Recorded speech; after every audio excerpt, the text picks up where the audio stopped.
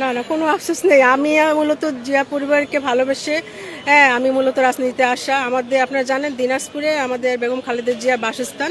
হ্যাঁ, তার পাশে আমার বাসা। উনি আমার রাজনীতিক অনুপ্রেরণা। আমাদের তারেক রহমান ভাই আমার রাজনীতিক আইডল। তো উনাদেরকে জিয়া পরিবারের জন্য মূলত আমার রাজনীতি করা। আমাকে দল যোগ্য মনে করলে নমিনেশন দিবা, যোগ্য না মনে করলে যদি নাও দেয় আমার কোনো আফসোস নেই। আমি দলের জন্য আমি যতদিন বেঁচে আছি আমি কাজ করে যাব, এটাই আমার চিন্তা।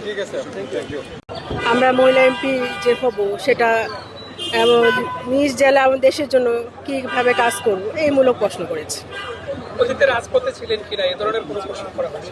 হ্যাঁ, অবশ্যই আমার মামলা কত আছে, রাজপথে ছিলাম, এগুলো তো অবশ্যই প্রশ্ন করেছে। কারণ সব কিছু বিবেচনা করেই একজন এমপি প্রার্থী তারা দিবে। কারণ আমি যেরকম নিজেও অনেক নির্যাতনের শিকার, হামলার শিকার, এরকম আমার মতো আরও অনেকেই আছে, সবাইকেই ঠিক স্পেসিফিকভাবে এই টাইপেরই প্রশ্ন করেছে। আপনারা কি এরকম ছিল যে মানে কেন আপনি এমপি হবেন, আপনার যোগ্যতা কি, এই সম্পর্কে কোশ্চেন করা হয়েছে মানে এরকম কিনা?